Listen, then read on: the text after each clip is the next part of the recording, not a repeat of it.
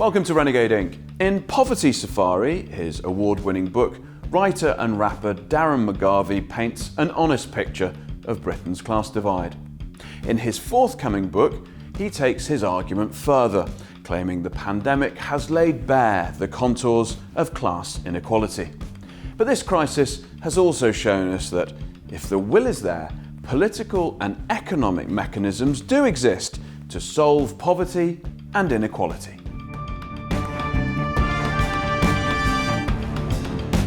Darren McGarvey, welcome to Renegade Inc. Really good to have you. Thank you. Good to be with you. Darren, your book, Poverty Safari, tagline, Understanding the Anger of Britain's Underclass, published in 2017, won the Orwell Prize in 2018. Viewers must be watching this thinking, why are you revisiting this? And my thrust on it is that actually this pandemic has uncovered all the pressure points that you have brilliantly outlined in the book. As the pandemic swept through, it's ripped the tide out, and we're seeing now who's swimming naked.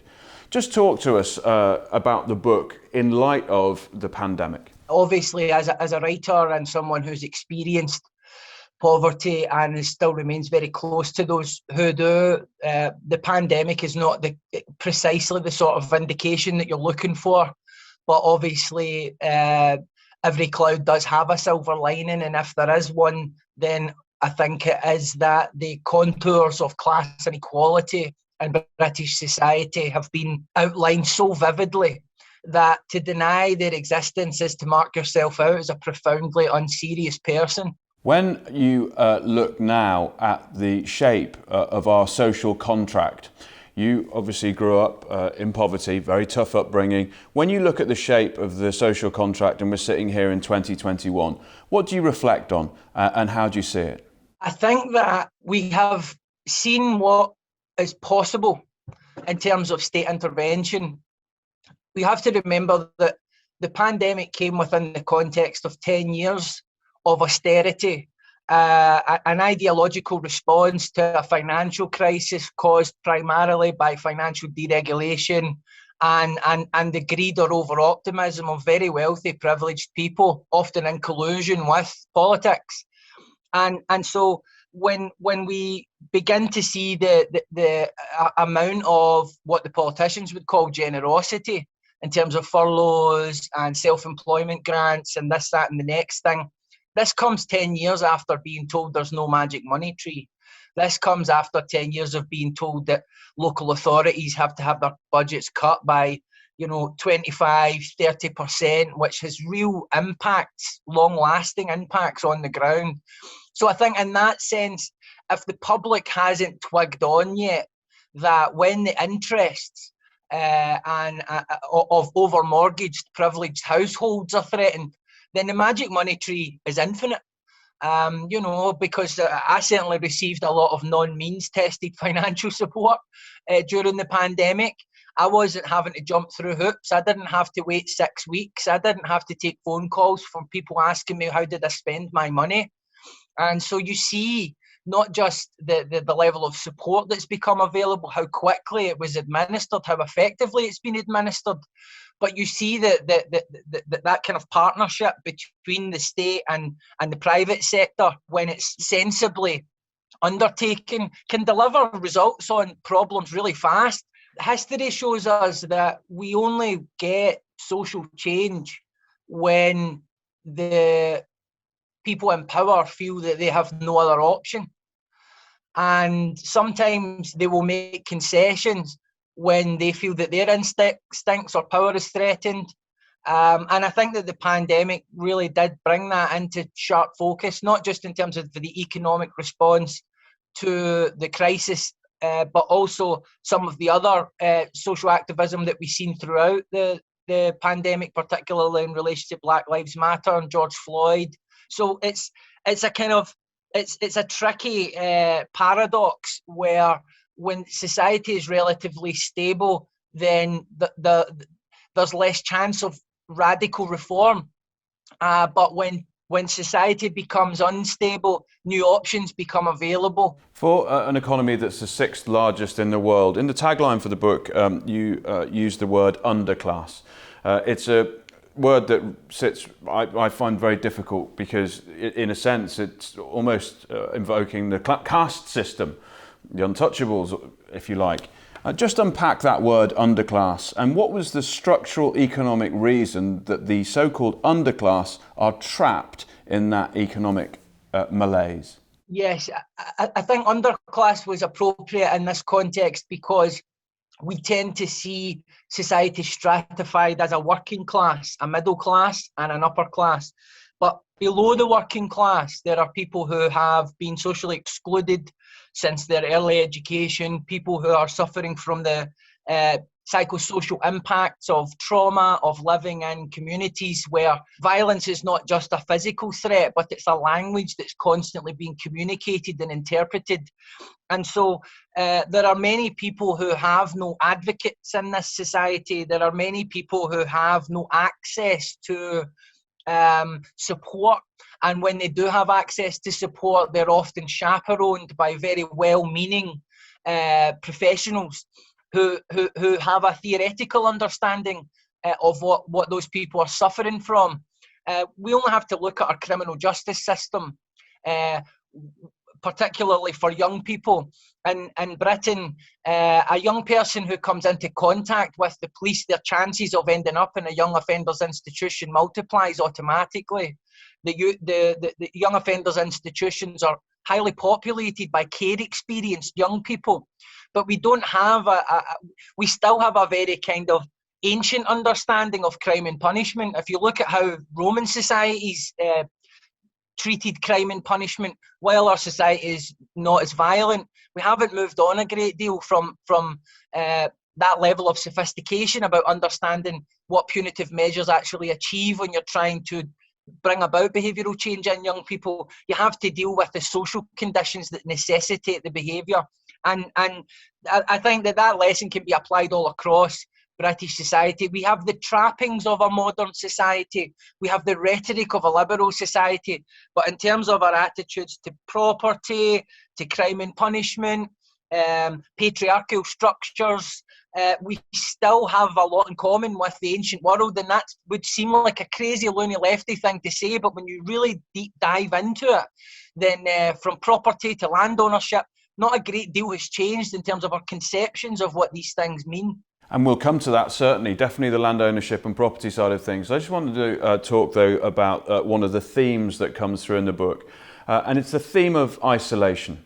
And it's actually in the title, Poverty Safari. It's as if that happens over there, it doesn't happen over here, I'm all right, Jack, oh, isn't that awful? But you, having lived it, really felt that acute isolation. And when we go back to you talking about, well-meaning professional people, trying to get these people, trying to get people in the underclass back on their feet and all the rest of it, there's still that isolation. They do understand theoretically, but they don't understand practically.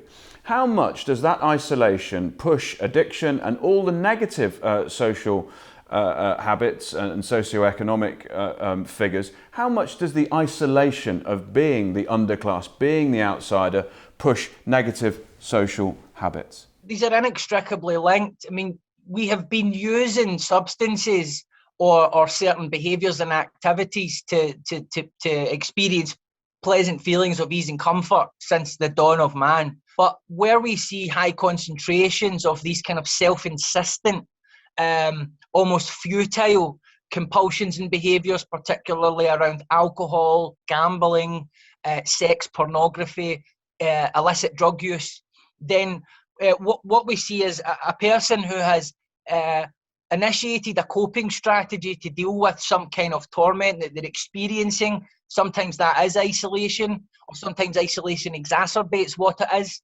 But then this becomes a kind of self-sustaining problem.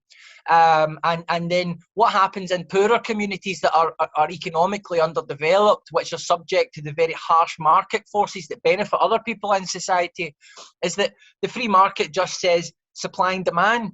These people are looking for stress management solutions. So let's build a bookies, let's build a pub, Let's build an off-sales masquerading as a grocery, and every time money goes through the register, then that registers as a success in this kind of society, where the only thing you're measuring is GDP to gauge the health and success of your culture and of your economy. So there are real deep-seated problems, but we're not yet even at a point where a lot of the people who are put in charge of managing these things within communities can even understand it in that big picture way. And I find that, like the pandemic, we're going to have to come to a cliff edge before we are going to become willing to admit that there are aspects of a free market system which are beneficial, but that you cannot run communities and organise human life like a cash and carry, because it just leads to death and despair and dysfunction.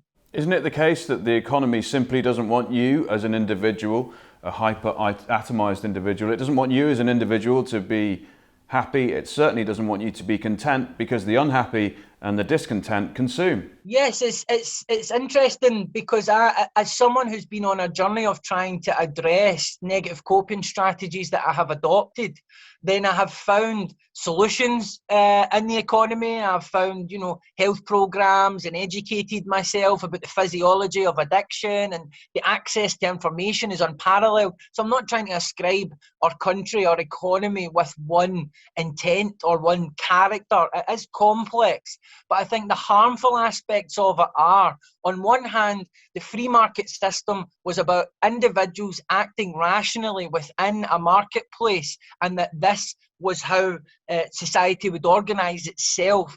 In reality, the companies often who are selling us the products work very hard to undermine our rationality by appealing to our primitive impulses, appealing to our fears, appealing to our insecurities. They sell junk food as an emotional experience, and if you're not equipped through education to deal with this, then you're not acting rationally within an economy.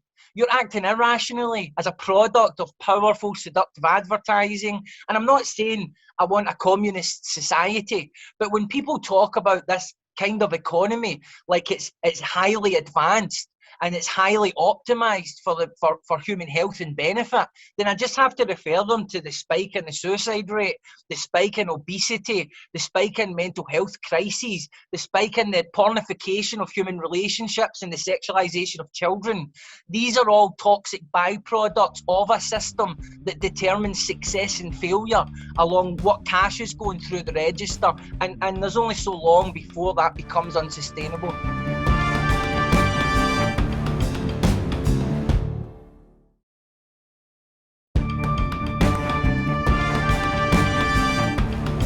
Darren McGarvey, welcome back to Renegading. In that first half, you talked about the social and economic problems that the UK faces.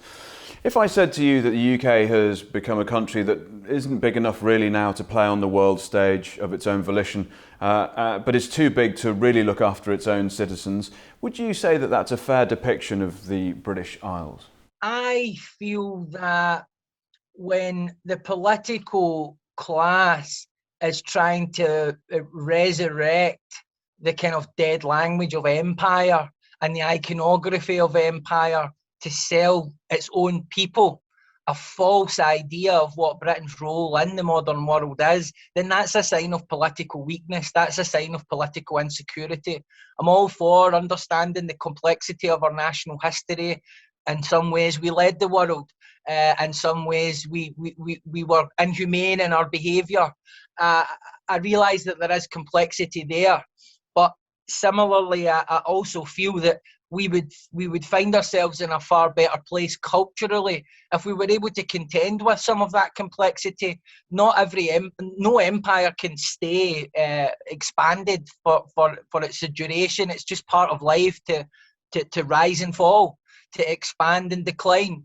And I think that the sooner that we have leaders who are able to articulate that honestly, then we'll become our national ego will become a more appropriate size. That sort of humility is needed now amongst the political class, isn't it?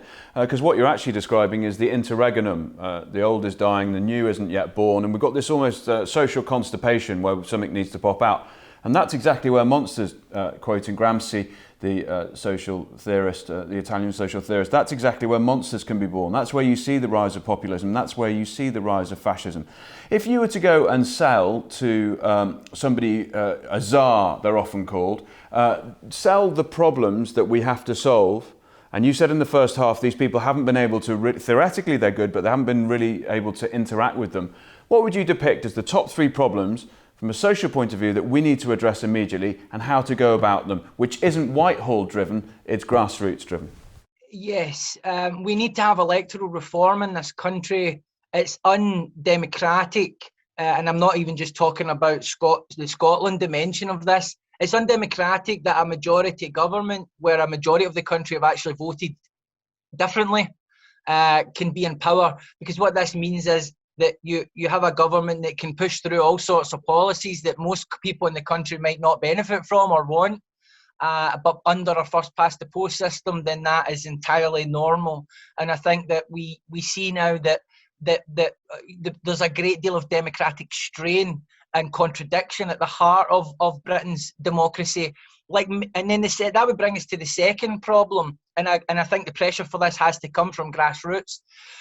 What we see in Britain in terms of the quality of our conversations and media around things like poverty, in terms of the kind of rise of what I would say are sort of right-wing shock jocks that really exist as clickbait and offer very little in the form of deep dive discussion.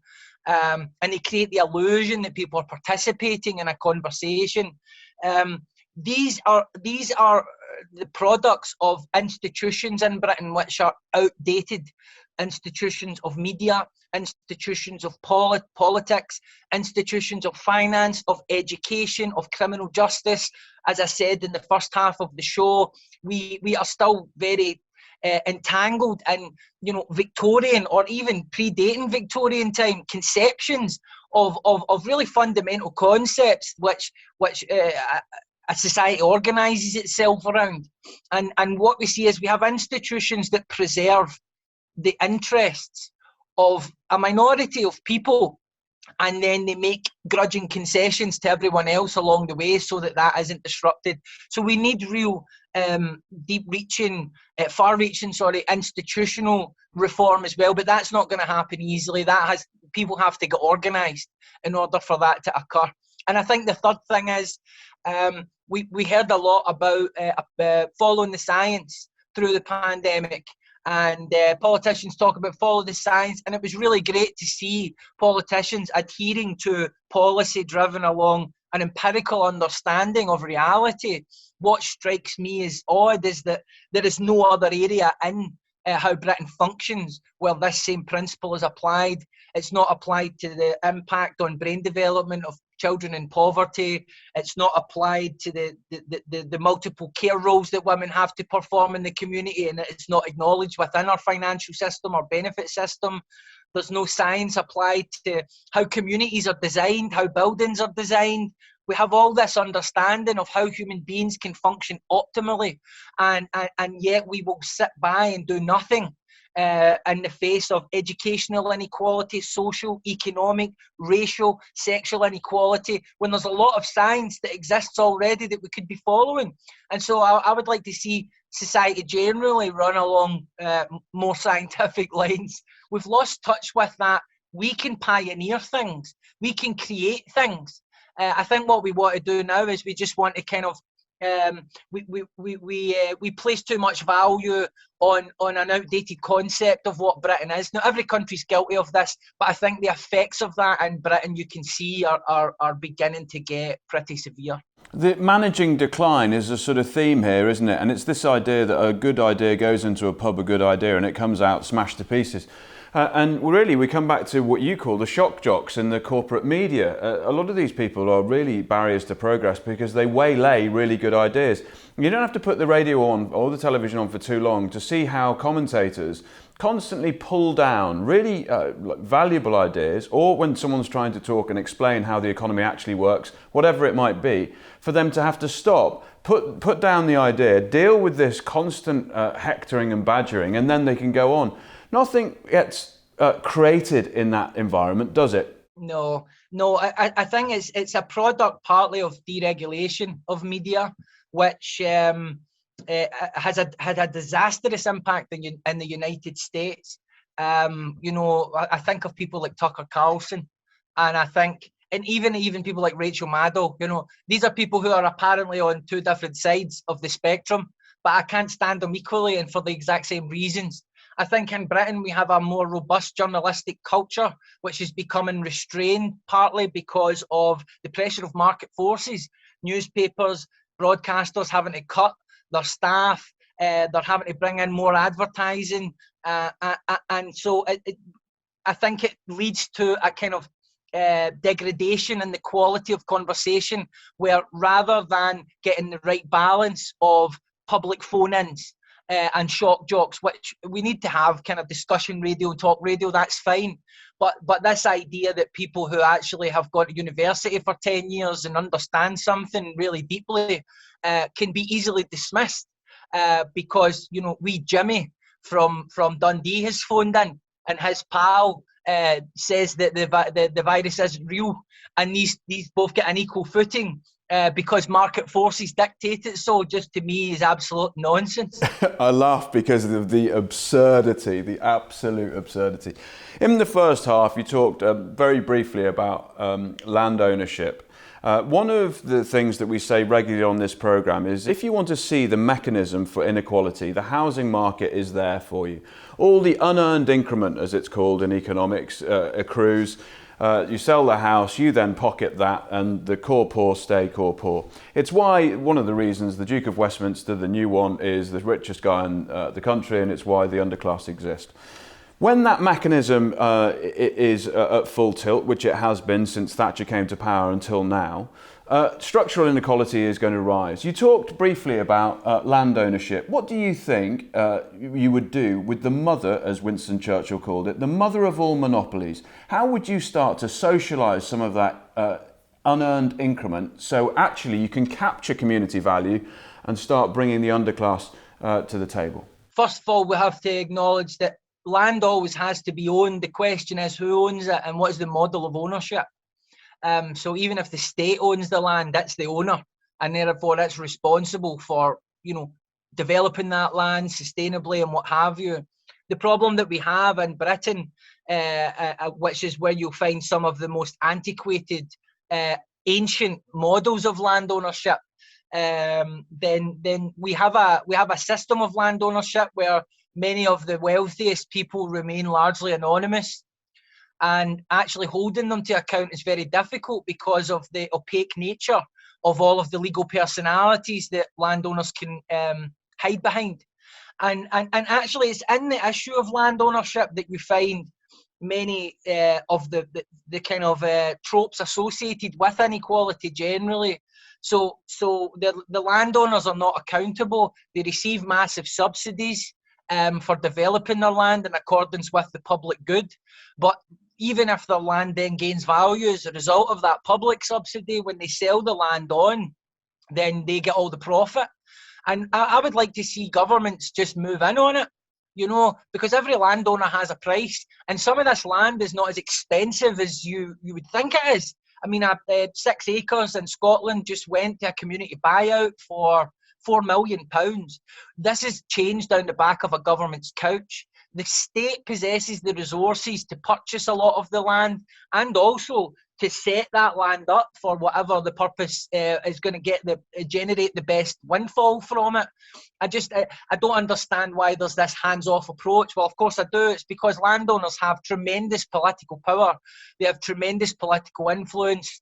And this is why the system of land ownership in Britain and in Scotland hasn't changed much in a few hundred years. Can you put the social degradation that we have in society, and this might be might be 5 minutes ahead, but can you put some of the social ills that you depict in Poverty Safari, addiction, violence, the fact that children are growing up having to witness so much dysfunctional family environment, can you put the land ownership case to the fact that unless that monopoly is liquidated, you're going to keep accruing these social ills? Absolutely, because it's in the system of land ownership that you, as I say, you find all of the necessary ingredients for a deeply unequal society. When someone owns a piece of land, whether it's a property developer, whether it's some other private enterprise, consortium, or one individual, then they set the price for everybody who works and plays and lives there. And actually, you just have to try and drive through this country in a car and look all around you. And at first you might think, I'm out in my country. But then try and get out your car and walk onto one of these fields or walk onto one of these hills. You'll find that actually just the same as walking along the side of your own river in your own city. You're not allowed to go into a lot of these places. Now, while people not necessarily associate that with inequality, what it means is that the economic future of everyone depends on the whims of the people who own the land and the property. So Buccleuch, he owned all the land around Langham, which is a town in the Borders, right? So it was completely landlord locked. Its entire economic future is tied up in being able to attract environmental tourism, being able to develop the land sustainably, but also being able to attract young people back to the town who are fleeing for economic opportunities in the Central Belt as a result of the economic decline and an ageing population.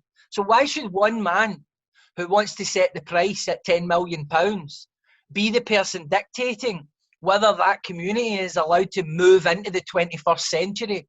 In essence, that is what the problem with land inequality is. And land inequality speaks to and necessitates every other form of inequality. Poverty Safari was out in 2017, as I said. It won the Orwell Prize in 2018.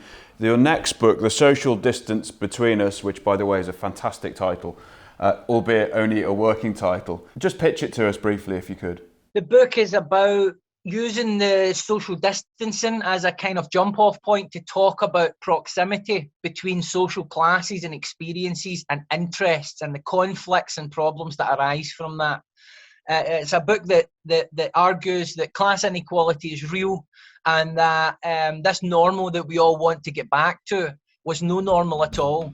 And I say that as someone who would love to get back to normal. But if we really analyse what things were like in this country before the pandemic, then we'll find that to go back to that is just committing social suicide.